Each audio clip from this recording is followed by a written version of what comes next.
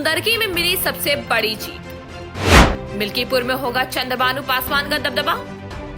कुंदरकी से जनता ने सपा को चारों खानों से किया चित। 8 में 7 पर भाजपा, 1 पर एनडीए की सहयोगी दल रालोद ने दर्ज की जीत। जी हां, नवंबर 2024 से फरवरी 2025 तक महज 2.5 महीने के अंतराल पर हुए उपचुनाव में मुख्यमंत्री योगी आदित्यनाथ के नेतृत्व में भारतीय जनता पार्टी गठबंधन ने 8 सीटों पर जीत हासिल की और योगी के नेतृत्व में सुशासन और सुदृढ़ कानून व्यवस्था पर मतदाताओं ने विश्वास की मोहर लगाई और यूपी के 10 सीटों पर हालिया उपचुनाव के 8 पर एनडीए को वोट देकर मतदाताओं ने बता दिया कि वे योगी के साथ थे, हैं और रहेंगे। जी हां, योगी के नेतृत्व में नवंबर में न सिर्फ कुंदरकी में भाजपा का कमल खिला, बल्कि कटेरी व मिल्कीपुर में भी सपा का तिलस्मा टूटा।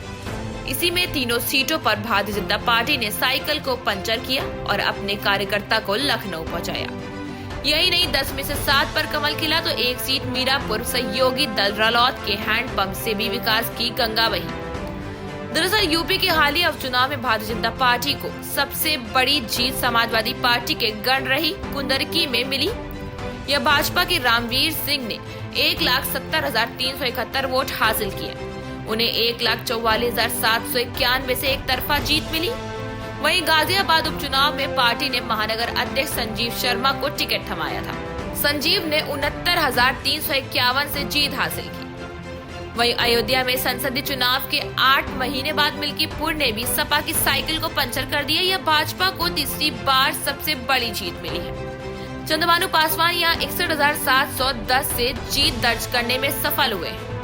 आपको बता दें, कटेरी में लगभग 3 दशक से अधिक समय से भाजपा को जीत नहीं मिल पा रही थी, लेकिन हालिया उपचुनाव नवंबर में योगी आदित्यनाथ के नेतृत्व में कटेरी में भी कमल ने कमाल कर दिखाया है।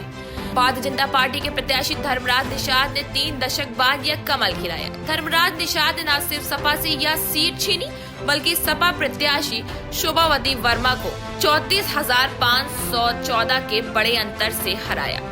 जी हां, 2022 विधानसभा चुनाव में कुंदरकी में समाजवादी पार्टी ने जीत हासिल की थी। इस सीट पर भी विधायक के सांसद चुने जाने के कारण उपचुनाव हुआ।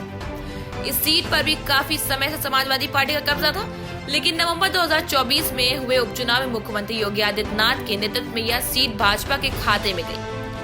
योगी के आह्वान पर जनता ने यहां से सपा को चारों खाने चित्त कर दिया। यहां के भाजपा उम्मीदवार रामवीर सिंह ठाकुर ने सपा को मोहम्मद रिजवान को 1.44 लाख से अधिक अंतर से पराजित किया। रामवीर को यहां 1,70,371 वोट मिले, जबकि मोहम्मद रिजवान को महज 2,55,080 वोट से संतोष करना पड़ा। इसी में आपको बताते चले कि मिल्कीपुर में तीसरी बार कमल खिला है। इसके पहले यह विपक्षी दलों का दबदबा रहता था। पहली बार 1991 में इस सीट पर भारतीय जनता पार्टी के मथुरा प्रसाद तिवारी चुनाव जीते। इसके लगभग 2.5 दशक बाद 2017 में यह सीट भारतीय जनता पार्टी की झोली में गई। यहाँ से गोरखनाथ बाबा ने कमल का फूल खिलाया। वही उपचुनाव में 8 फरवरी को ही मतगणना में चंद्रबानु पासवान ने भाजपा प्रत्याशी के रूप में यह सीट समाजवादी पार्टी से छीन ली। योगी के नेतृत्व में सुशासन, कानून व्यवस्था व लोक कल्याणकारी योजनाओं के सफल क्रियान्वयन पर मतदाताओं ने ईवीएम का बटन दबाया। कर्मा क्षेत्र टीवी के लिए स्पेशल डेस्क रिपोर्ट।